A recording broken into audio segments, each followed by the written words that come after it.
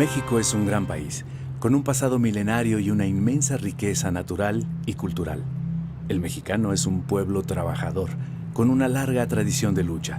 En nuestros días, México vive una de las crisis más graves que le hayan ocurrido en su historia. Hoy en día existe un deterioro constante en lo económico, en la política, en la sociedad, en la cultura, el medio ambiente, la seguridad y la soberanía. El ingreso se ha concentrado como nunca en unos cuantos. Por ejemplo, los 9 multimillonarios más ricos de México acumularon en 2011 una fortuna de 124,000 millones de dólares. Eso representa 10% de la riqueza producida en el país. En cambio, 60 millones de mexicanos viven por debajo del umbral de la pobreza. El descontento social y la insatisfacción ciudadana crecen cada día. A México le urge un cambio. Millones de hombres y mujeres trabajan en la transformación del país y para lograr que los ciudadanos se organicen para tomar en sus manos el destino de la nación. Con una historia como la de México, es difícil creer que 30 familias sean más poderosas que 107 millones de mexicanos.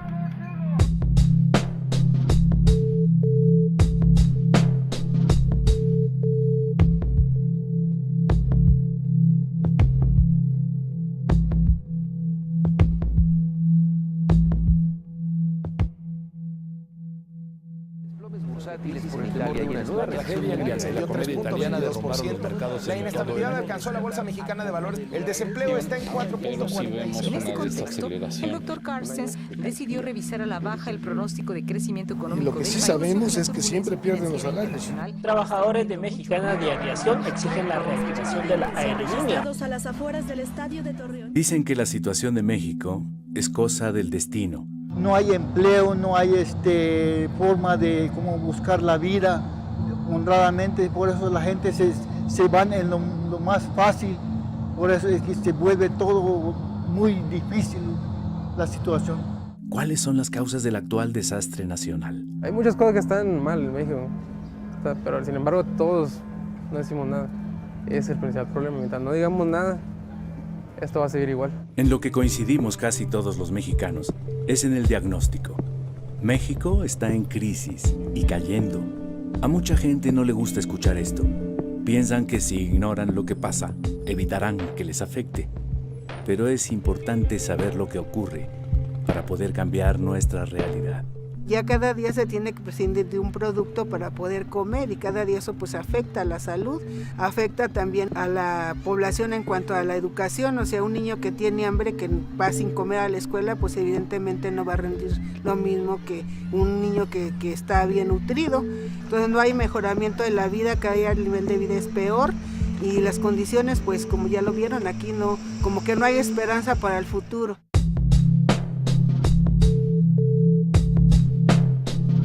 Hace 30 años se impuso una manera de ver el mundo, en la cual los mercados resolverían todos los problemas. En el caso de México, la bandera del libre mercado impuso el modelo neoliberal. Desde entonces, a la sombra del poder político y del erario público, se amasaron grandes fortunas, sobre todo con la privatización de empresas públicas y de recursos naturales de la nación. No se justifica lo que está sucediendo, ¿no? El que haya tanta pobreza, el que haya tanto abandono, el que haya inseguridad, el que haya violencia. Yo antes pensaba que el problema de México tenía que ver con la desigualdad, desde luego, que es monstruosa, y con la corrupción. Un problema estructural más profundo que es un orden económico y una clase económicamente dominante dentro de este orden, que son los empresarios, no en general, porque hay empresarios que arriesgan su dinero, que hacen un trabajo productivo, sino a un sector en particular. Esta oligarquía que no solo gobierna, sino que también especula con el monopolio, que especula con la renta, que especula con la depredación del medio ambiente y con la sobreexplotación del trabajador. Esa gente que tiene el poder económico captura el poder político y el resultado fue esa gran concentración de ingreso y de poder. Me parece que ha sido un proceso de devaluación de la población. Se le ofreció a la burguesía mexicana el negocio de insertarse en la economía global. Y pues ese negocio consistía básicamente en vender petróleo, desde luego, vender turismo, una fuente de mano de obra más barata, pues para reducirle todas las condiciones laborales a los trabajadores de Estados Unidos. Este modelo que se empieza a aplicar en el mundo desde mediados de los 70 y se define que había que apostar por la privatización, que había que pensar en ayudar mucho a que los de arriba hicieran dinero, porque si había dinero arriba iba a permear. Para llegar a eso se tenía que entregarles a ellos, ¿no?, los bienes de las naciones, los bienes de los pueblos.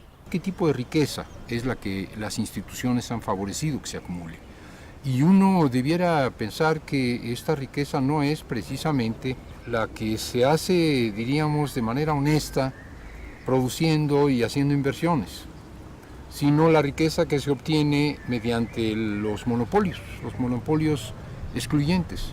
Vamos a ver, digamos, el Estado controló en México la banca completa y hoy el sistema financiero ha sido privatizado de nueva cuenta.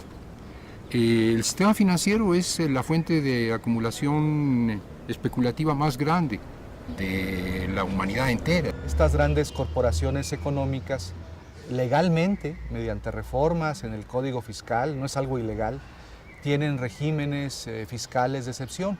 Son regímenes fiscales que les permiten, por ejemplo, pagar menos impuestos sobre la renta que un profesionista liberal, que un médico, que un abogado, que un trabajador. No pagan en proporción a los beneficios que obtienen. Esa es una vía que les permite acumular riqueza. Han sido las prebendas, los apoyos ilegales, las leyes monopólicas, las concesiones fraudulentas, las que han construido el gran capital en este país. Se ha construido a la sombra del favor. La concesión para que tengas una televisión para toda tu vida, la utilización del Estado como el gran financiador de la riqueza privada y del gran capital y de la oligarquía.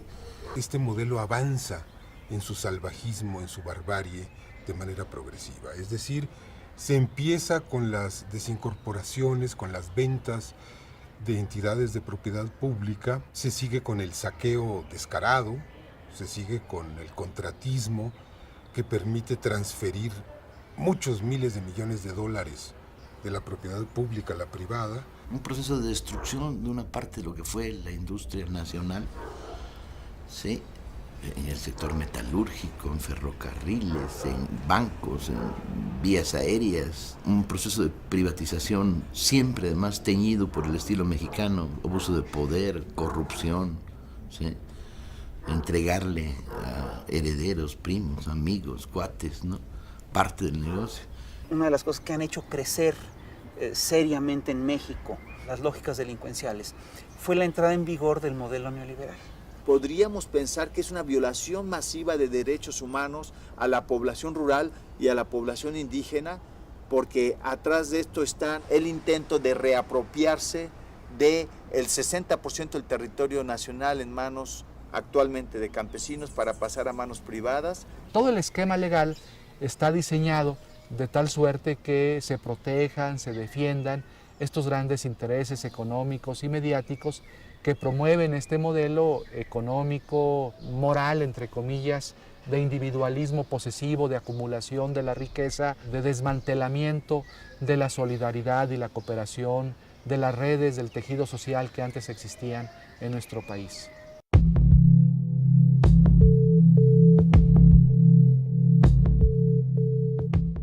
Salinas llega a la presidencia, sabemos en qué condiciones, y empieza a modificar las leyes, la Constitución, y empiezan a entregar bienes de la nación, bienes del pueblo, a particulares, nacionales y extranjeros.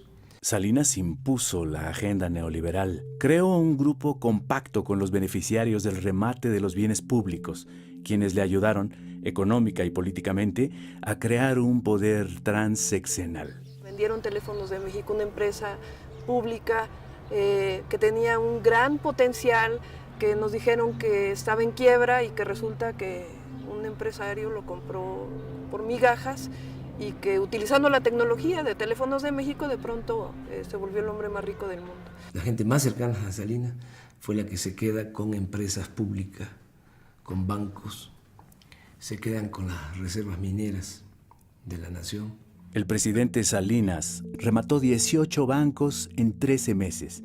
Junto con su hermano Raúl y Pedro Aspe, secretario de Hacienda, personalmente repartieron empresas y bancos. En solo 5 años, entre 1988 y 1993, fueron vendidas más de 1,000 empresas estatales y unidades industriales. Nosotros privatizamos los bancos, la compañía telefónica, las líneas aéreas, la siderurgia, las minas. Estamos ahora procediendo a privatizar los puertos, los aeropuertos. Salinas dio por terminado el reparto agrario. Promulgó la reforma al artículo 27 constitucional aprobada por el Congreso que legalizó la venta de tierras ejidales y comunales. Modificó la ley minera y desincorporó reservas nacionales. Autorizó concesiones a particulares nacionales y extranjeros para explotar las riquezas mineras de México. Y, por si no fuera suficiente, derogó el impuesto a la extracción. Se llevan todo y no dejan nada. Hay un dato que es revelador de lo que significó este saqueo. En 1988, en la revista Forbes, que es la revista especializada en finanzas, donde aparece la lista de los hombres más ricos del mundo, solo aparecía en esa lista una familia mexicana, los Garza Sada. Y al final del sexenio de Salinas, la revista Forbes de 1994 da a conocer que ya hay 24 multimillonarios mexicanos que ya están en la lista de los hombres más ricos del mundo. En su conjunto acumulan alrededor de 48,000 millones de dólares. O sea, este es un dato, ¿no? Importante porque refleja con claridad de cuánto fue el traslado de dominio de bienes de la nación, de bienes del pueblo, a particulares.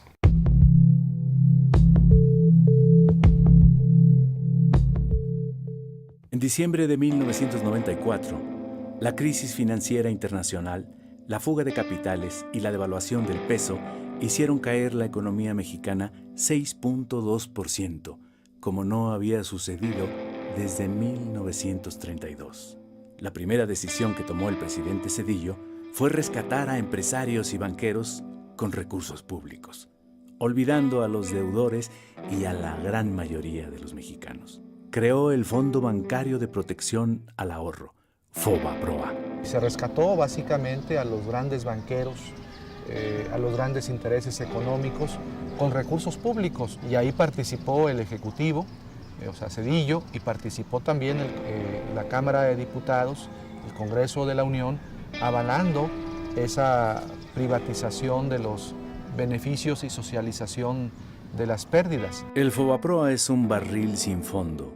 Zedillo prometió que el rescate bancario costaría 180,000 millones de pesos.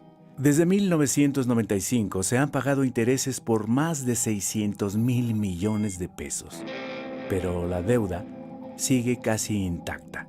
En 2010, el Instituto para el Ahorro Bancario tenía un adeudo de 1.300.000 millones de pesos. Este monto, se estima, solo podrá ser cubierto hasta dentro de 70 años. ¡Qué cosa más jodida! Todavía estamos pagando y estaremos pagando por décadas y décadas la presunta salvación, el FOBAPROA, y finalmente los bancos ni siquiera están ganando dinero prestando, ni siquiera están ganando dinero apoyando a los que invierten, están ganando dinero simplemente porque el gobierno les está pagando los intereses de una deuda que no está amortizando. Esto es especulación. Ya sin deudas, los banqueros rescatados vendieron sus bancos a corporaciones extranjeras, obteniendo enormes utilidades.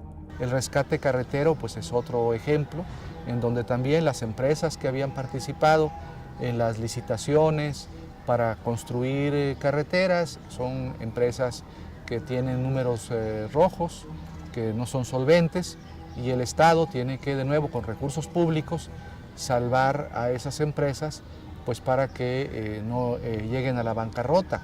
O los ingenios azucareros también es otro ejemplo cómo se dio este proceso para salvar intereses económicos privados con recursos públicos. El gobierno de Zedillo terminó con 150 años de historia y regaló más de 24,000 kilómetros de vías de hierro. Zedillo se hace cargo de entregar los ferrocarriles a 4 empresas, sobre todo extranjeras. Con total descaro, al terminar su gobierno, Zedillo se fue a trabajar al Consejo de Administración de Union Pacific.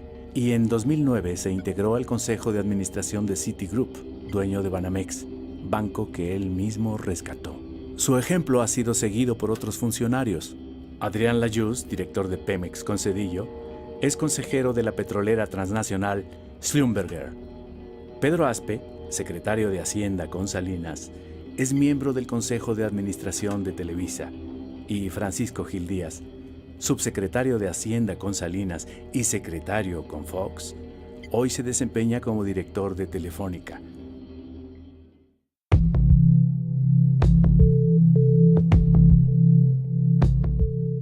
Gracias al empuje democrático de la sociedad mexicana, en el año 2000, el panista Vicente Fox ganó la presidencia de la República y acabó con más de 70 años del régimen priista. Sin embargo, pronto Fox traicionó sus promesas de cambio democrático y de combate a la corrupción. El mismo Fox, que cuando la campaña decía que iba a enjuiciar a Salinas y a su familia, en su cierre de campaña en el Zócalo, en el 2000, habló de que iba a crear una comisión para enjuiciar a Salinas. Terminó empatado con Salinas, asociado con Salinas, actuando igual. Fox adoptó el mismo régimen, la misma política económica y continuó con la misma corrupción. Prometió la privatización de la industria eléctrica y del petróleo. Auspició el contratismo y la corrupción en Pemex. Hay un ejemplo, los rastros de Vicente Fox, que al amparo del tráfico de influencias hicieron todos los negocios habidos y por haber en renta de buques, en renta de maquinarias. Hay toda una relación de las inconsistencias, de las revisiones que hizo la propia Auditoría Superior de la Federación. La desgracia nacional ha sido obra de un grupo de personas con nombres y apellidos, de partidos políticos y de grupos empresariales que tienen responsabilidades.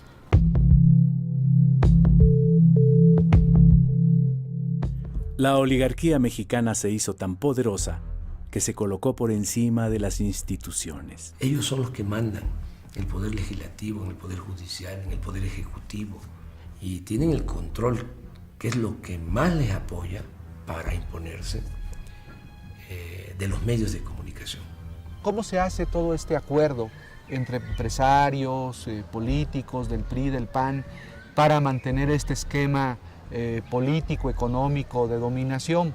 Estos empresarios pues pagan las campañas de los políticos afines, y una vez que estos políticos afines llegan a las cámaras del Congreso, a las gobernaturas o a la presidencia de la República, pues esos políticos responden a los intereses de estos empresarios que financiaron las campañas, sobre todo el apoyo de las televisoras.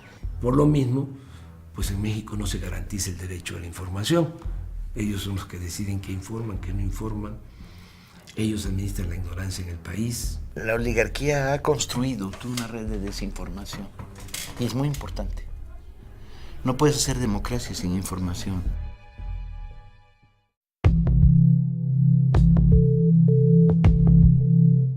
La economía de México no ha crecido prácticamente en 30 años. Se destruyó la planta productiva nacional y el campo, y se acabó con el estado de bienestar. Se olvidó que para que un país pueda crecer en forma sostenida, genere empleo, bienestar y condiciones que favorezcan la paz social, se requiere que el país produzca. El México rural ha quedado en la ruina. Nuestro país ha vivido en los últimos 30 años lo que yo llamo una guerra contra la agricultura campesina, contra los pequeños y medianos productores de nuestro país, para imponer un modelo de dependencia alimentaria, un modelo de alimentación chatarra y un modelo de desigualdad, aumentando la pobreza y la malnutrición de nuestro país. Los tecnócratas redujeron los apoyos a los productores eliminaron aranceles y permisos de importación, también la inversión pública destinada al sector agropecuario. Desmantelando la producción nacional, dándole la espalda a los campesinos mexicanos y generando una liberalización que solamente ha beneficiado a un puñado de grandes corporaciones agroalimentarias mexicanas y transnacionales. Los empresarios pequeños y medianos pues son los olvidados del sistema y sus intereses son sacrificados a los intereses de los grandes empresarios monopólicos que son los que controlan al gobierno. El sector energético nacional dejó de ser prioridad. Nos tardamos muchísimos años, décadas, en construir empresas mexicanas del Estado con una fuerza técnica muy importante, y en los últimos 20 años prácticamente lo han ido desmantelando poco a poco. A pesar de que constitucionalmente está prohibido, se permitió, digamos, entre comillas, la participación privada en la generación eléctrica. La industria petrolera nacional ha sido desmantelada. Todo se concentra en la venta de petróleo crudo al extranjero. México importa más del 40% de la gasolina que consume y 25% del gas que necesita. Eso provoca los altos precios en los energéticos que perjudican a los consumidores y productores. Las inversiones en Pemex no solo cada vez son de menor cuantía, sino que están mal dirigidas, con toda la intención no de producir más hidrocarburos, sino con la intención de hacer negocio con empresas particulares. A inicios de 2008 hay una iniciativa de Calderón de privatizar prácticamente todas las áreas del sector petrolero. Eso él le llamaba una reforma energética. Toda la cadena petrolera se quería privatizar. Viene un gran movimiento.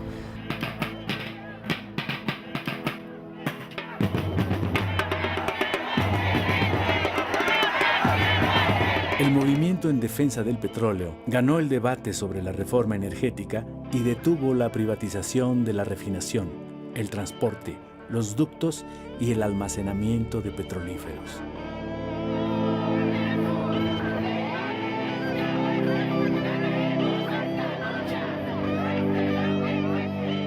Aunque hay que decir que las luchas logran parar, pero el intento privatizador por parte de Calderón sigue. Están buscando a través de otras leyes como las asociaciones público-privadas privatizar los ductos o buscar un esquema de privatización de las refinerías. México tiene un gran tesoro. Un tesoro escondido debajo del fondo del mar. Todo el cuento era de que necesitábamos a las empresas porque tenían mucho conocimiento para explotar en las aguas profundas. Bueno, los primeros contratos que sacan son en tierra y además una parte de la ganancia de esas empresas va a estar vinculada a la producción del petróleo, cosa que está claramente prohibida en la ley. El 80% de los pozos de producción y exploratorios se dan en la región norte y el 20% restante en la región sur y en las dos marinas, cuando que es en estas tres regiones donde se produce el 90% de los hidrocarburos. En la región norte está la zona de Burgos, la zona de Chicontepec, que ha sido una zona que, sobre todo en los últimos años, se ha destinado para darle contratos multimillonarios a empresas norteamericanas y empresas españolas, como Repsol, como Schulenberg, como Halliburton. Las industrias petroleras extranjeras, aquellas que el general Lázaro Cárdenas les pagó a través de la expropiación petrolera para que salieran de México, aquellas que fue el pueblo de México quien salió a las calles para defender la industria petrolera nacional, pues a esas las estamos volviendo a contratar. El sector eléctrico mexicano pues está desmantelando y las fuentes que suministran para generar electricidad son importadas. Y las tarifas eléctricas están por los cielos, en parte pues para favorecer a unas cuantas empresas que ni siquiera nacionales son, porque la mayoría son españolas y estadounidenses. Quien hace estos arreglos, estos enjuagues con estas empresas para comprarles maquinaria y equipo, es el brazo derecho del que era en ese momento el director de la Comisión Federal de Electricidad, Elías Ayub, y le pagan con un Ferrari, le pagan con un yate, le dan miles o cientos de miles de dólares. Se descubre en Estados Unidos el acto de corrupción culpan y multan a las empresas que se prestaron a esto, Y en este país, en México, el grado de impunidad es extraordinario. La liquidación de Luz y Fuerza del Centro, ordenada por Calderón, dejó sin empleo a 44,000 electricistas y avanzó en la privatización de la industria eléctrica. Las empresas nacionales fueron, en la concepción de Cárdenas, el dinamo del desarrollo, era el motor que empujaba, que permitieron lanzar fuertes recursos para educación, salud, vivienda. En la lógica neoliberal es más eficiente lo privado que lo público, entre comillas. Es verdaderamente chistoso. ¿Por qué venden empresas si son rentables? Esta es la gran pregunta, ¿no? ¿Por qué no las hacen verdaderamente rentables y aprovechan sus ganancias para financiar el gasto público? No tiene ni lógica ni corazón. Ha sido un desastre.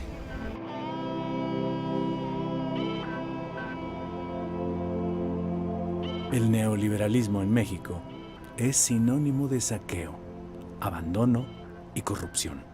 Este proceso explica todos los fenómenos que vienen después. Explica, por ejemplo, las políticas de contención salarial. Explica el retiro gradual pero sostenido y sistemático de prestaciones laborales, de derechos, de servicios, de educación, de salud, de cultura. 7 de cada 10 mexicanos que trabajan ganan menos de 5,000 pesos mensuales, 3 salarios mínimos.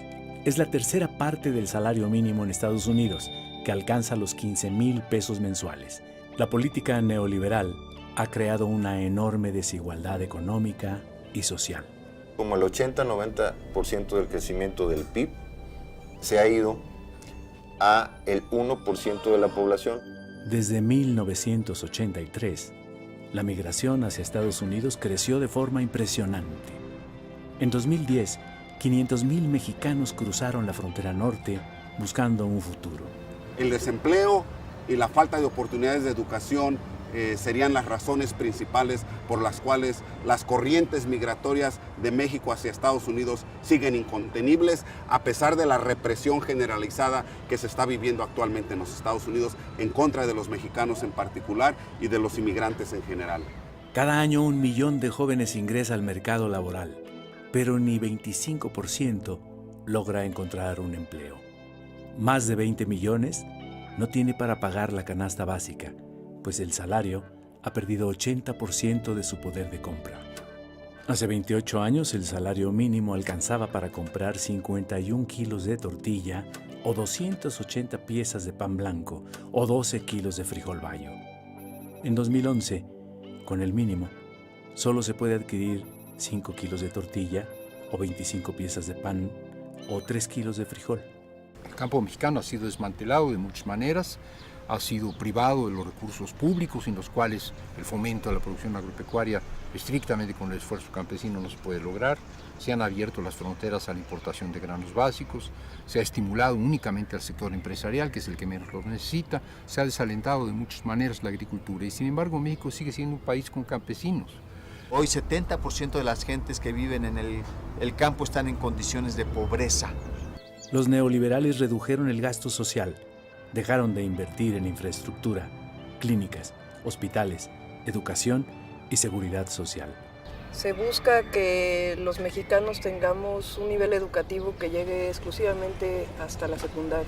Mano de obra barata, que sirva a los intereses de los grandes países industrializados y que produzca a muy bajo costo. Hay millones de jóvenes que desean estudiar la educación media superior y que no pueden, sencillamente porque no hay espacios. Cuando los del PRI o del PAN, que han estado en el poder, hablan de reformas estructurales, son reformas para beneficiar a los grandes intereses económicos. Por ejemplo, cuando hablan de reforma laboral, ellos quieren una reforma laboral para disminuir los derechos de los trabajadores. Lo que hemos vivido en estos últimos aproximadamente 30 años es un doble despojo. Por un lado, el despojo de lo público y por otro, el despojo de lo social, el despojo de sectores campesinos y destacadamente el despojo de pueblos indígenas. Un intento sistemático de volver a las condiciones del siglo XIX. Ni siquiera se puede comparar con el saqueo que hubo durante la colonia. porque para empezar eso les llevó 300 años, 3 siglos, y ahora han saqueado en 25 años. El PRI y el PAN en el Congreso han tomado juntos las decisiones que han perjudicado a la mayoría de los mexicanos.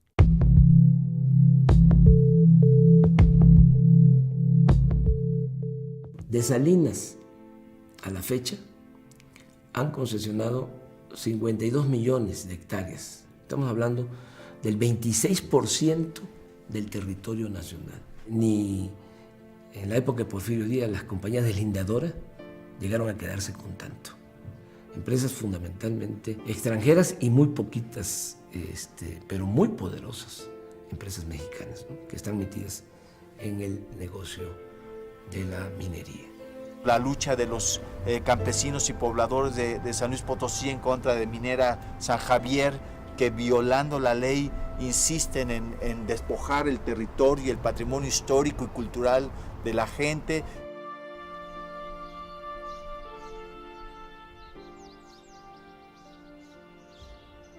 Viene la compañía minera San Javier y venden todos los lotes mineros, venden todas las concesiones, venden las calles, venden la iglesia, venden el pueblo, venden todo lo que representa el pueblo y nos dejan a la deriva.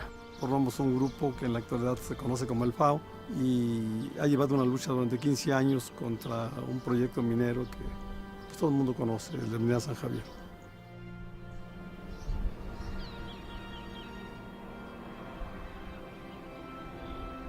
Este tipo de proyectos a tajo cielo abierto y en el que utilizan, en vez de fundir, utilizan un sistema que se conoce como lixiviación a montones, le aplican sustancias químicas, en el caso de aquí es cianuro de sodio, la mezclan con 32 millones de litros de agua, penetra en la roca y extrae los valores metálicos. Y además utilizan 25 toneladas de explosivos.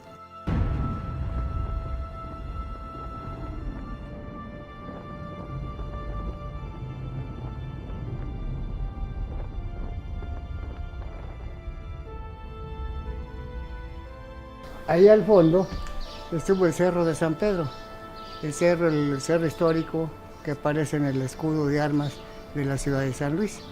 Ya desapareció ese cerro. Va a quedar un cráter gigante en vez de esas montañas. Hay montañas ahí de materiales sulfurosos. Esos materiales sulfurosos ahí van a quedar para la vida, ¿no? Se convierte en ácido sulfúrico.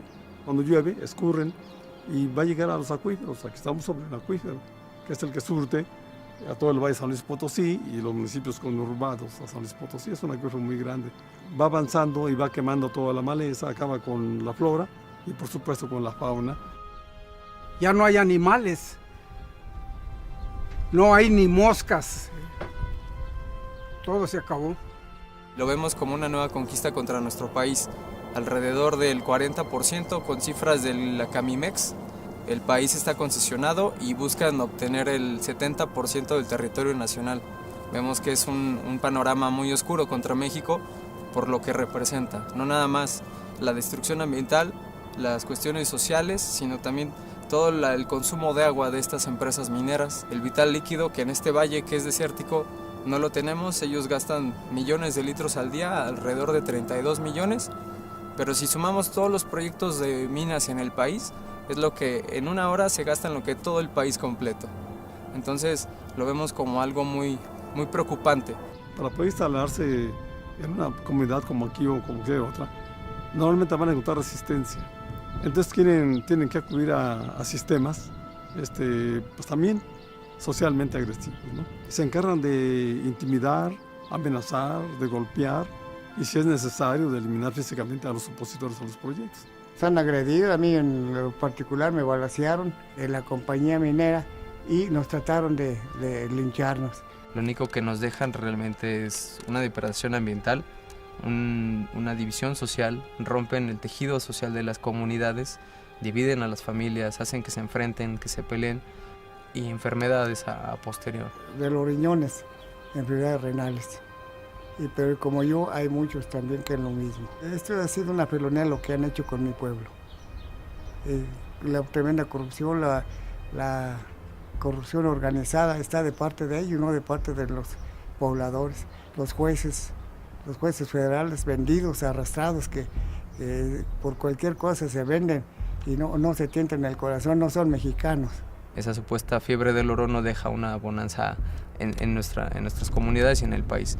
Pero algo que sí hemos notado, y es irónico, que sí dejan, es millones de pesos en corrupción. No es casual que una empresa de este tamaño opere ilegalmente y el gobierno pues haga de la vista gorda, voltee para otro lado y no hay problema, ¿no? Viene desde Ernesto Zedillo, o sea, que están involucrados en este proyecto de Minera San Javier, obviamente Vicente Fox y obviamente Calderón. En realidad esto que nos pasó a nosotros y que nos está pasando no tiene comparación. Aquí en San Pedro, donde se inició la primera lucha a nivel nacional contra estas mineras, pues el ejemplo ya cundió donde quiera que llega un proyecto de minero aquí en México, en nuestro país, que en la actualidad suman como 750 más o menos, todo largo y ancho del país, pues donde quiera ya hay brotes, porque ya hay la experiencia de muchas partes de los graves daños y impactos graves a la población que causan. Hay concesiones que son otorgadas por el gobierno federal, principalmente para explotaciones mineras, para construcciones de presas, para construcciones de grandes vías de comunicación, pero la gente no está siendo consultada. Ahí se está violando la libre determinación de los pueblos indígenas. Tenemos un problema muy fuerte con una empresa minera. Esta empresa minera estuvo explotando los recursos del subsuelo de la comunidad de Capilapa de Méndez durante 225 años. La empresa minera venía por abajo de la comunidad y usan dinamita, cartuchos y explosivos, y toda el agua que hay en la superficie se va para abajo.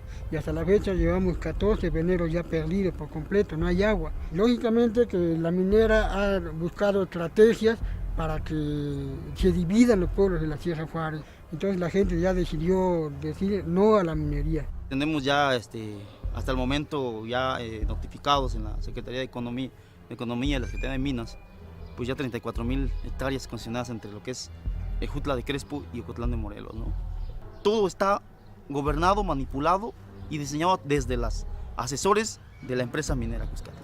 San José Preso como municipio ha venido gestionando la posibilidad de poder tener una concesión para explorar y explotar un pozo profundo para el agua potable de la comunidad, la cual siempre ha sido negada bajo el argumento de que en la zona de valles centrales de Ocotlán no hay suficiente agua para poder hacer ese tipo de obras, ¿no? Sin embargo, a la empresa minera sí se le dan 5 concesiones para explotar pozos profundos en la zona. El gobierno federal ha concesionado hasta el 2058 las minas, ¿no? Sin tomar en cuenta a las autoridades de los pueblos, ¿no?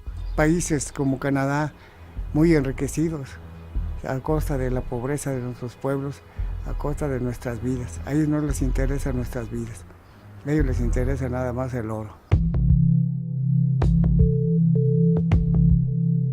El rechazo de millones de jóvenes, de millones de personas a la falta de oportunidades que ha generado el modelo neoliberal, que deja a millones de seres humanos sin empleo, sin oportunidades de educación, sin oportunidades de salud, los deja sin esperanza. El pueblo de México ha peleado y sigue peleando cotidianamente porque no le arranquen o no le acaben de arrancar los derechos, los espacios, los recursos por los cuales ha dado su vida, su trabajo y en algunas épocas han hecho revoluciones. México es un país que genera continua resistencia. Los ciudadanos no se callan, actúan bajo la forma de luchas constantes, por todos lados, ¿sí? Luchas de resistencia. Y luego se expresó de una manera muy potente en 3 momentos. Se expresó en la insurrección electoral cardenista, se expresó en el alzamiento zapatista y se expresó en el movimiento López Obradorista.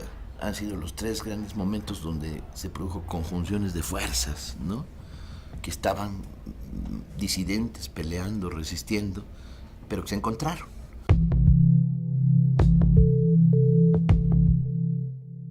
A principios de 2003, Fox permite el regreso de Carlos Salinas a México. Este reagrupa a empresarios, políticos y comunicadores que le debían favores. El objetivo principal de su estrategia fue evitar que Andrés Manuel López Obrador ganara las elecciones presidenciales del 2006. Las cúpulas empresariales financiaron la guerra sucia y la campaña de miedo contra López Obrador y el fraude electoral. Apostarle a algo distinto es retroceder. Defendamos lo que hemos logrado. Consejo Coordinador Empresarial.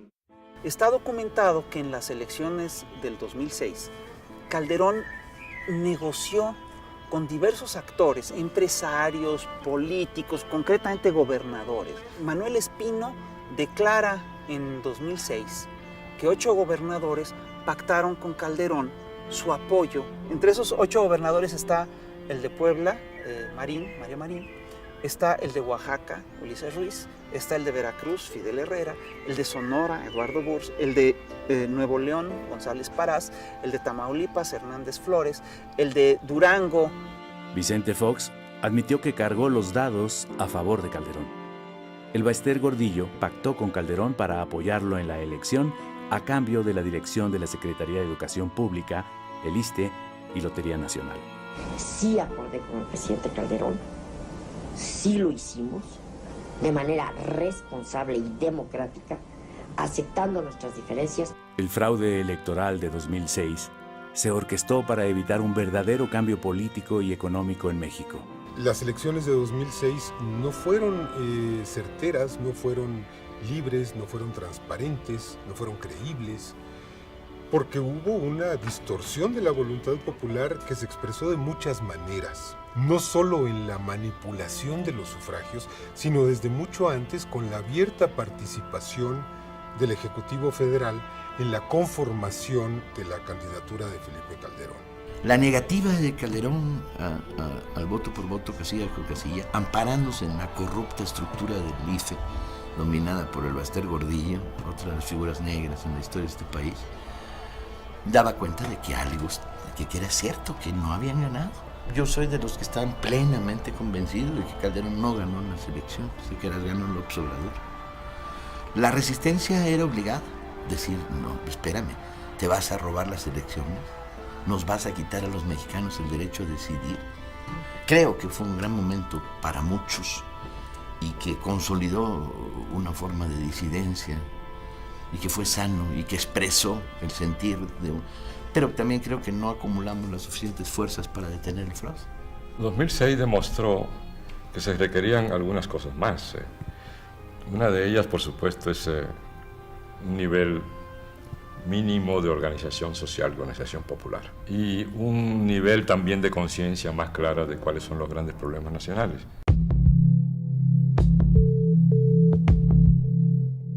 En enero de 2007, Andrés Manuel López Obrador emprendió un recorrido por todo el país, con el objetivo de mantener encendida la llama de la esperanza, recoger los sentimientos de la gente y convocar a la organización del pueblo. Esta conciencia de que somos un mosaico cultural diverso y que en este está nuestra fuerza, Andrés Manuel lo descubrió recorriendo el país a pie, en coche y en avión, saludando gente, mirándoles las caras, escuchando lenguas distintas, viendo paisajes distintos. El político y el mexicano, creo yo, que más a raíz conoce este país, más directamente, piel a piel, conoce al pueblo de México.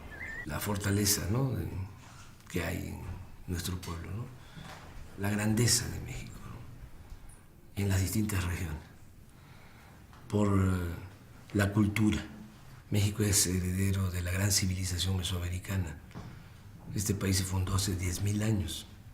Ahí están las comunidades con sus costumbres, sus tradiciones, sus valores. Hay una gran reserva de valores.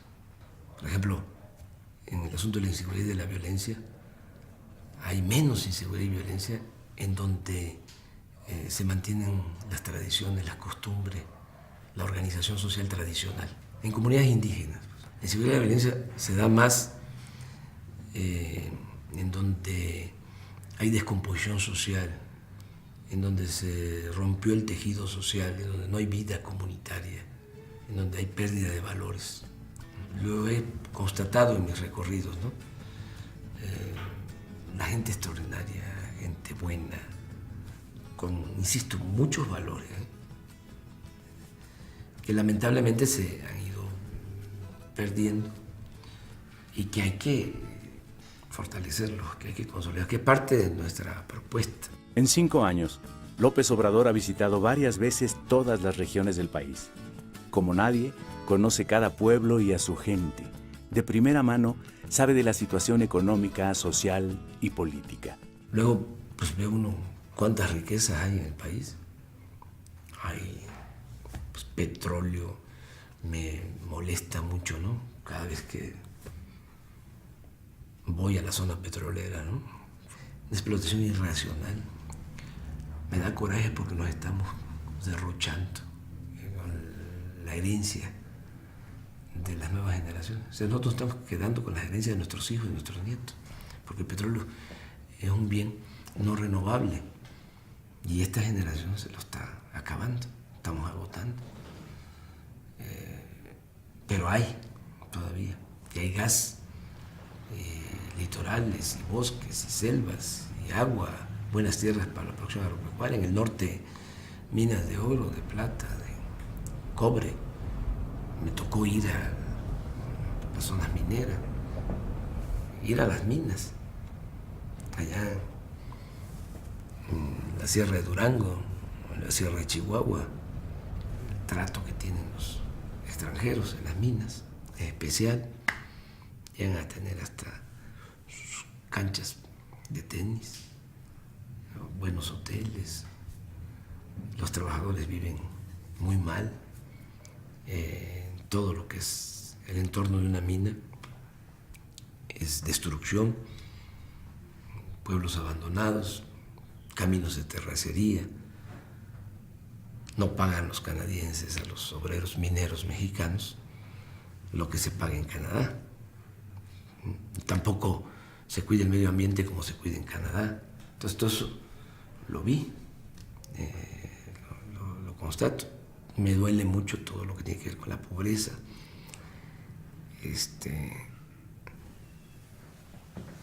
Mucha pobreza.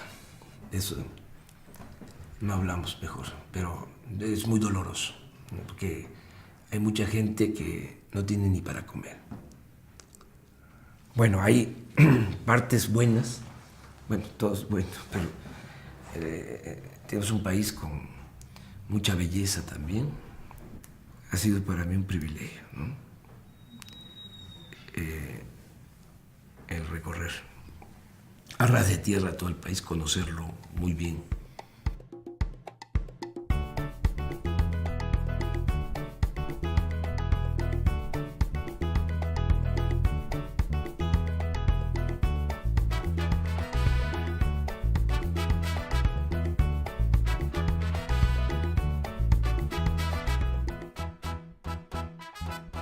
Entre julio y noviembre de 2009, López Obrador visitó los 418 municipios indígenas de usos y costumbres del estado de Oaxaca y viajó por sus 8 regiones: la Mixteca, la Cañada, el Papaloapan, la Sierra Norte, la Sierra Sur, la Costa, el Istmo y los valles centrales.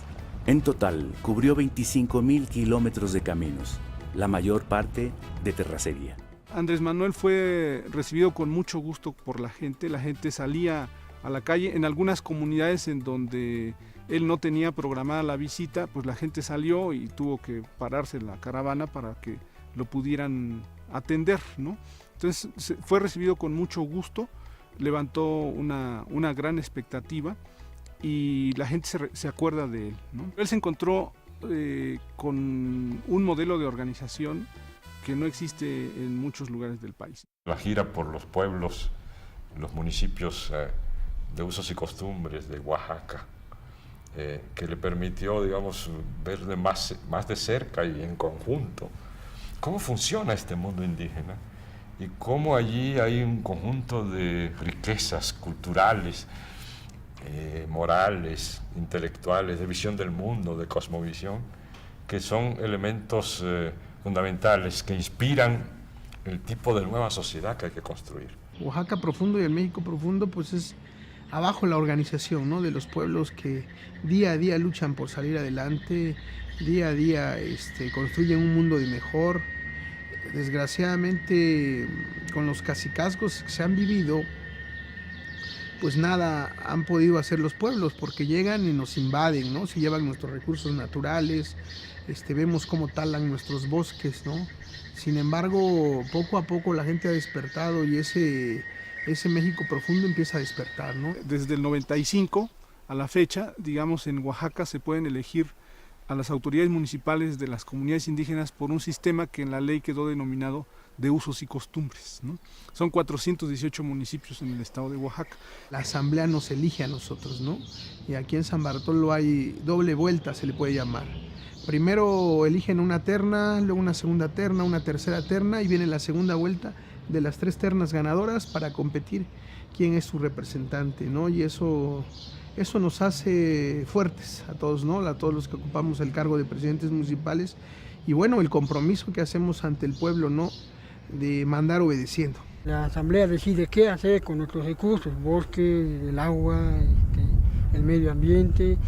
Entonces participa toda la ciudadanía en la toma de decisiones de nuestra comunidad. Cuidando la naturaleza, cuidando el medio ambiente, cuidando eso que tenemos que es la comunidad, la unidad de la comunidad, ¿no? La comunalidad es la tierra comunal, que en la comunidad de Guelatao nadie es propietario de sus tierras, las podemos utilizar, pero no podemos decir que somos dueños y por lo tanto no las podemos vender.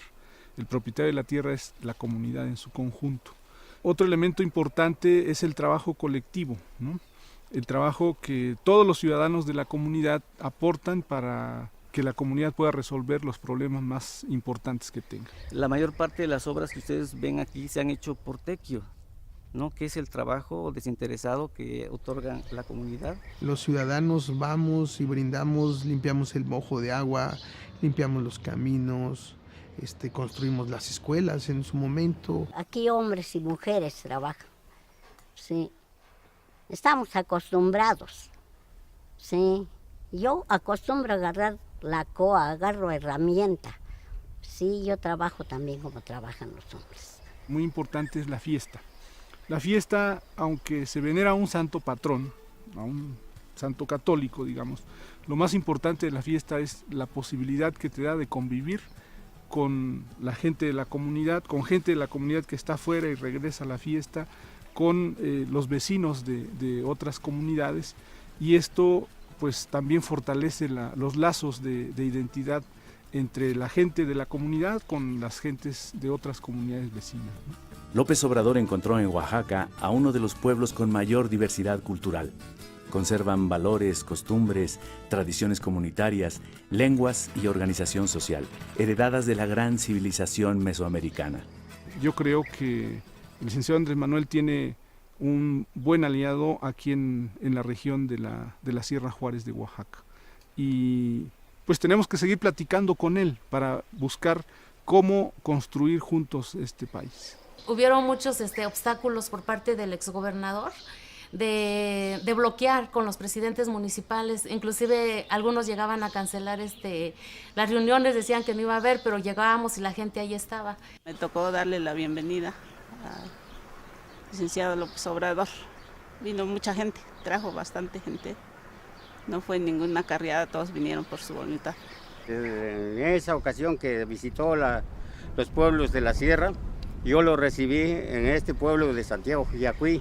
La gente mayor se acercaba a él y lo abrazaban, las señoras le daban cosas de su región, ¿no? Que pan, en el caso de Quiechapa, por ejemplo, ahí lo recibieron muy bien así con pan, con mezcalito y eso, ¿no? Y así en todas las regiones era ese trato. Andrés Manuel convive con el pueblo, comparte con el pueblo el pan y la sal, lo vimos en los recorridos, no solamente por este municipio, estuvo más de 2 horas en este municipio, escuchó a la gente, preguntó qué pensaban del país y se comprometió también, ¿no? Él dice, yo no vengo a prometer, sino vengo a comprometerme, ¿no? Y el pueblo lo siente como uno más de ellos, ¿no? Y es comprometido con la gente.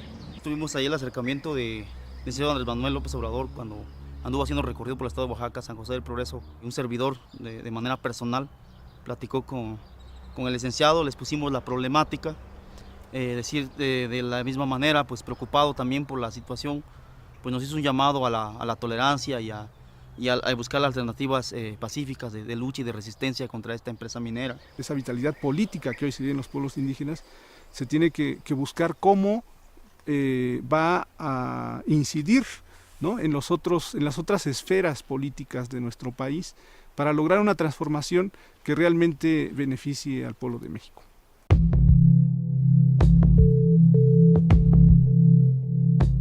Si no hay un cambio de régimen, no vamos a encontrar la salida, ni como pueblo ni como nación.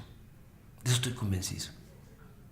O sea, si no hay un cambio verdadero, si no hay reformas en todos los órdenes de la vida pública, en lo económico, lo político, lo social, si no se fortalecen valores espirituales, morales, culturales, no hay salida. Al contrario, cada día va a estar peor la situación.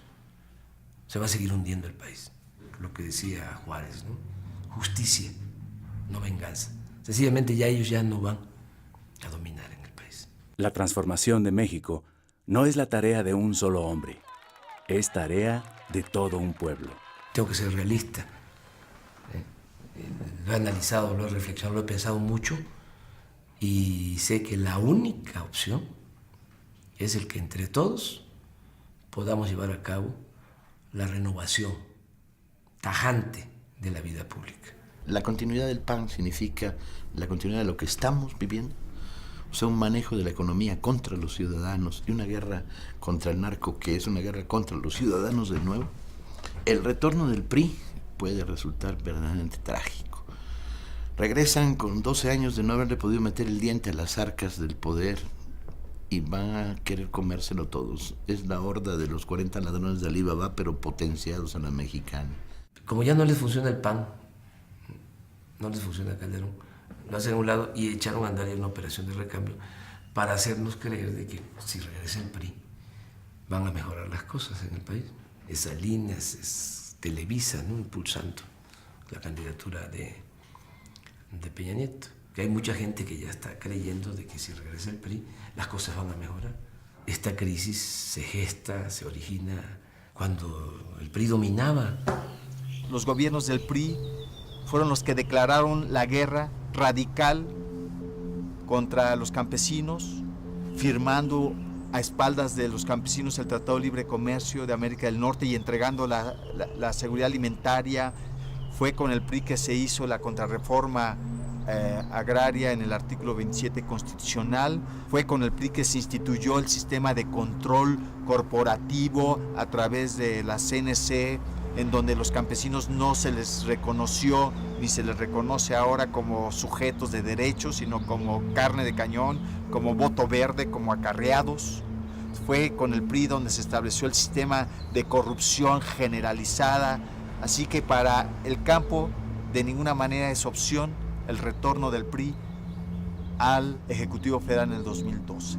Peña Nieto a la cabeza de esto es verdaderamente peligroso. Es un títere con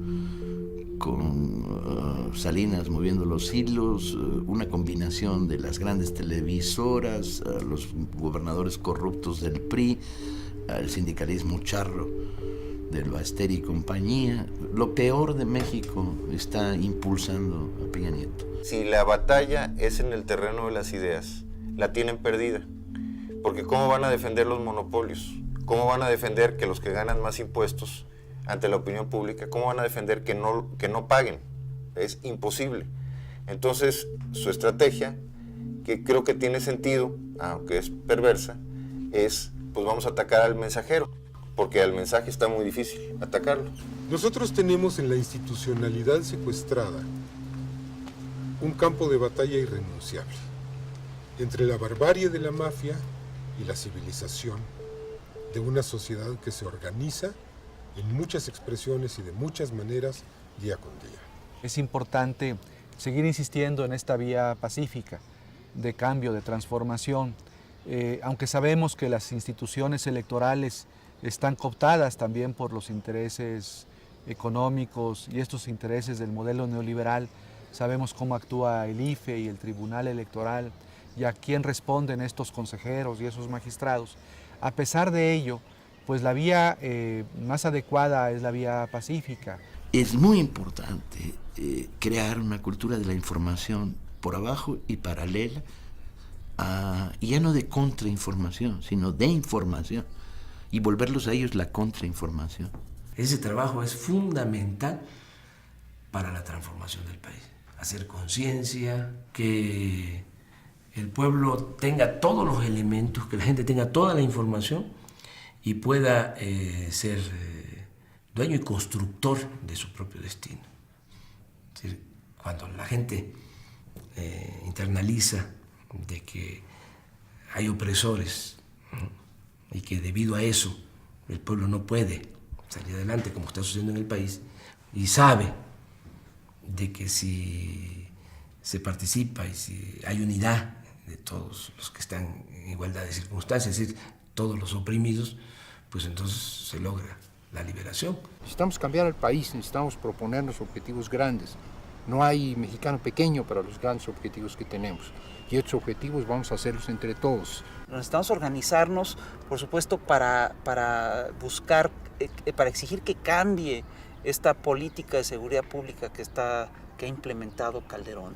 Es una política genocida. Necesitamos reconstruir la economía con nuestras formas de trabajo y de organización. Necesitamos reconstruir la confianza de unos con otros a través de restablecer los lazos solidarios. Yo creo que la mayor tarea en el cambio es que el cambio lo tenemos que hacer nosotros. En las circunstancias que se va a presentar en el 2012, lo que significa la elección presidencial, presentan condiciones muy favorables, que ahí logremos, ¿no?, el cambio, el inicio de la transformación de México, ¿no?, que se le gane en buena lid, en el terreno pacífico, a la mafia del poder. Morena se está organizando no solamente para el 2002, nos estamos organizando para transformar el país independientemente de lo que ocurra en el 2012. En Morena participamos de todas las clases sociales, de todas las corrientes del pensamiento, de todas las religiones, libres pensadores. Es un movimiento amplio, plural. Participan indígenas de todas las etnias, campesinos, pescadores, cooperativistas, obreros, trabajadores independientes. Participan maestros, estudiantes, profesionistas, integrantes de clases medias. Participan artesanos, artistas, intelectuales, comerciantes, empresarios, mujeres y hombres de buena voluntad. Yo tengo mucha confianza de que con Morena vamos a poder salvar al país, salvar a México. Cuando se promueve una iniciativa de organización como Morena, no te encuentras con individuos, te encuentras con familias, te encuentras con barrios, te encuentras con pueblos, te encuentras con ejidos, te encuentras con escuelas. Hay que hacer de esta organización una organización capaz de no solo preservar la colonia, el barrio, el pueblo, la fábrica, la escuela, sino de cambiar al país. Y esto es un movimiento mayor. Una aportación extraordinariamente importante del López Obrador es el descubrir cuál es la palanca para el cambio. Es una reserva moral, es una capacidad de confiar en nosotros mismos, de apoyarnos en nuestra propia historia, en nuestra propia experiencia, en nuestra propia identidad. Lo que no hagamos por nosotros y desde nuestras raíces no lo hará nadie, no hay recetas y en última instancia es nuestra historia la que nos puede inspirar. Creo que Andrés, a través del trabajo de construir a lo largo y ancho del país, Morena le ha dado forma a las necesidades de millones de mexicanos de mantenerse vivos, activos, en acción y en disidencia. Gente decente, honesta y luchadora. Y me parece muy positivo el fenómeno.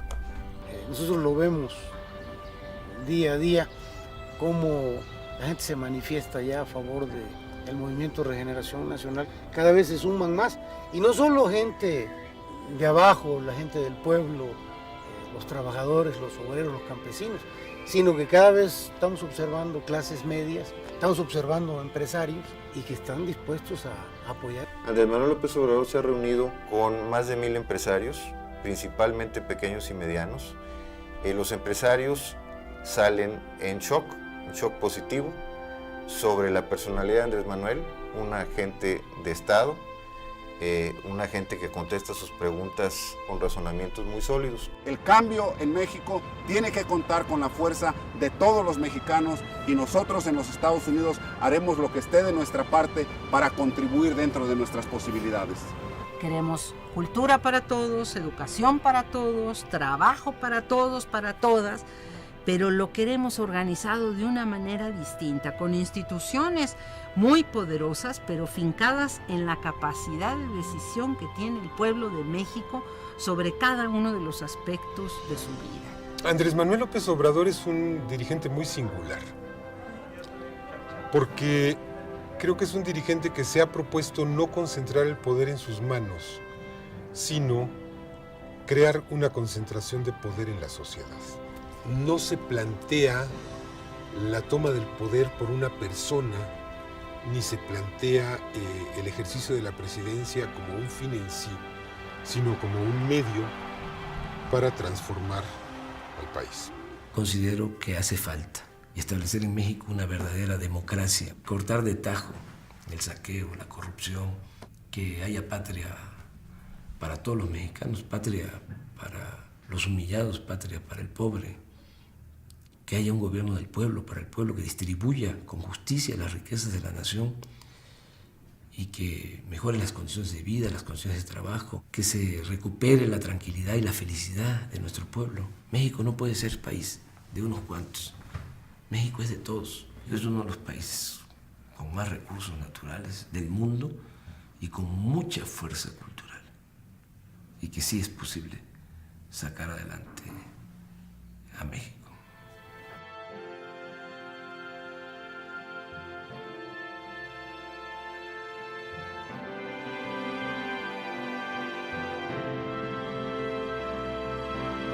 Confieso que soy un hombre de fe y convicciones, con errores y defectos, como todos los seres humanos.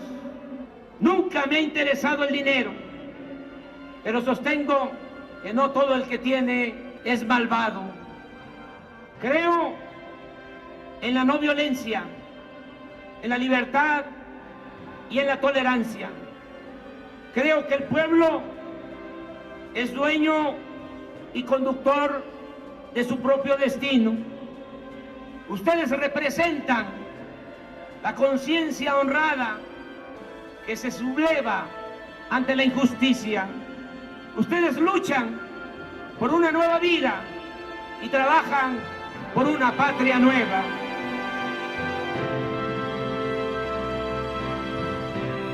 Si los mexicanos queremos, México cambiará y tendremos un país para todos.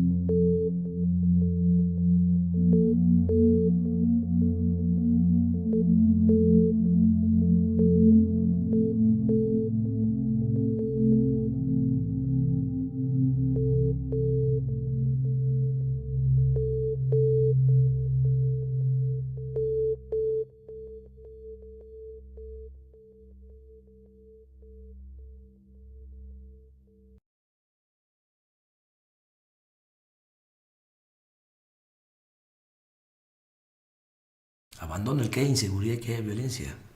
Yo antes pensaba que el problema de México tenía que ver con la desigualdad, desde luego, que es monstruosa, y con la corrupción. Un problema estructural más profundo que es un orden económico y una clase económicamente dominante dentro de este orden, que son los empresarios, no en general, porque hay empresarios que arriesgan su dinero, que hacen un trabajo productivo, sino a un sector en particular. Esta oligarquía que no solo gobierna, sino que también especula con el monopolio, que especula con la renta, que especula con la depredación del medio ambiente y con la sobreexplotación del trabajador. Esa gente que tiene el poder económico captura el poder político y el resultado fue esa gran concentración de ingreso y de poder. Me parece que ha sido un proceso de devaluación de la población. Se le ofreció a la burguesía mexicana el negocio de insertarse en la economía global. Y pues ese negocio consistía básicamente en vender petróleo, desde luego, vender turismo, una fuente de mano de obra más barata, pues para reducirle todas las condiciones laborales a los trabajadores de Estados Unidos.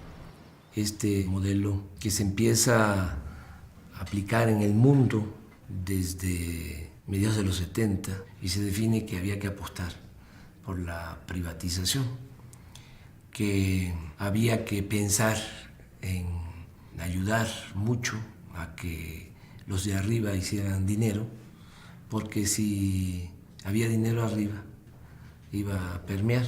Para llegar a eso se tenía que entregarles a ellos, ¿no?, los bienes de las naciones, los bienes de los pueblos. ¿Qué tipo de riqueza es la que las instituciones han favorecido que se acumule?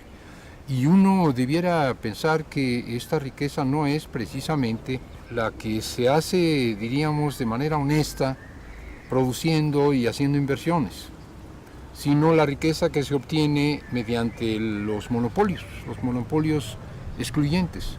Vamos a ver, digamos, el Estado controló en México la banca completa y hoy el sistema financiero ha sido privatizado de nueva cuenta.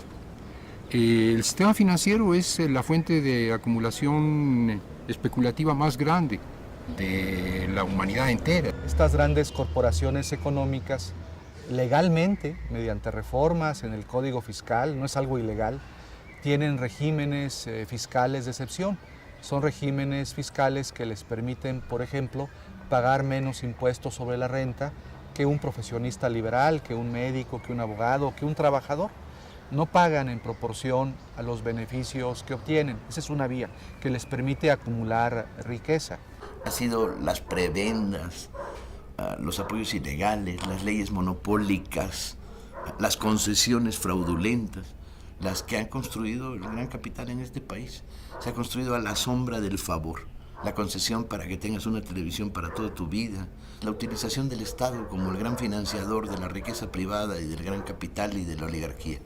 Este modelo avanza en su salvajismo, en su barbarie, de manera progresiva. Es decir, se empieza con las desincorporaciones, con las ventas de entidades de propiedad pública, se sigue con el saqueo descarado, se sigue con el contratismo que permite...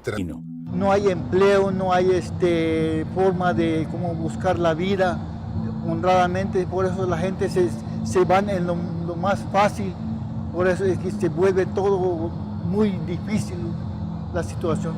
¿Cuáles son las causas del actual desastre nacional? Hay muchas cosas que están mal en México, pero sin embargo todos no decimos nada.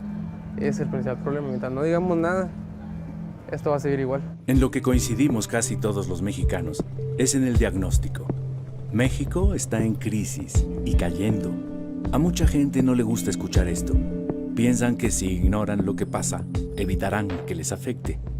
Pero es importante saber lo que ocurre para poder cambiar nuestra realidad.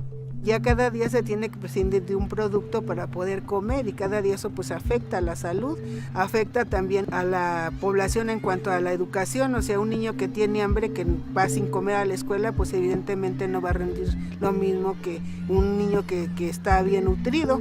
Entonces no hay mejoramiento de la vida, cada día el nivel de vida es peor y las condiciones, pues como ya lo vieron aquí, no, como que no hay esperanza para el futuro.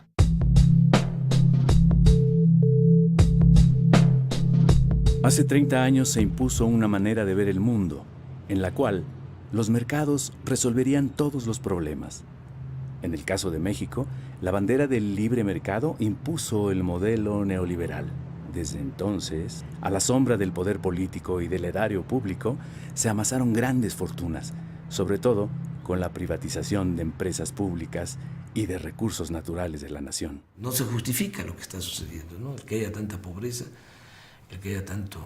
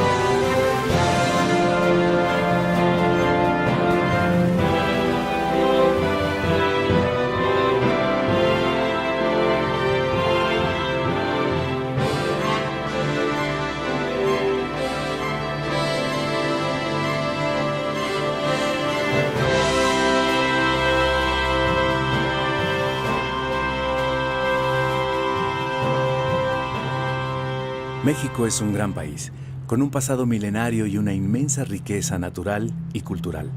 El mexicano es un pueblo trabajador, con una larga tradición de lucha. En nuestros días, México vive una de las crisis más graves que le hayan ocurrido en su historia.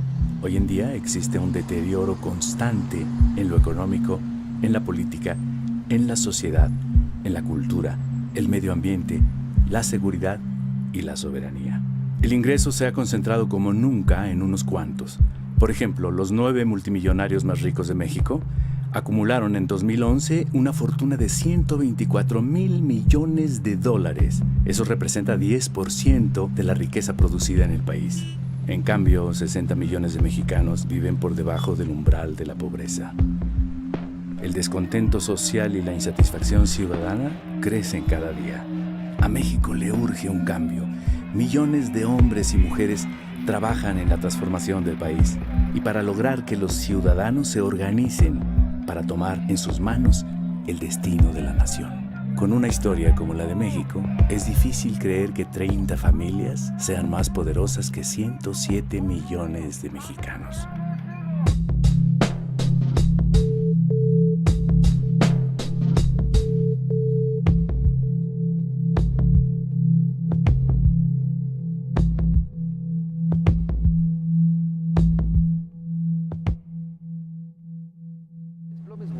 Por Italia y una nueva tragedia en la comedia italiana derrumbaron los mercados. La inestabilidad alcanzó la Bolsa Mexicana de Valores. El desempleo está en 4.46. En este contexto, el doctor Carstens decidió revisar a la baja el pronóstico de crecimiento económico. Y lo que sí sabemos es que siempre pierden los salarios. Trabajadores de Mexicana de Aviación exigen la reactivación de la aerolínea. Dicen que la situación de México es cosa del destino.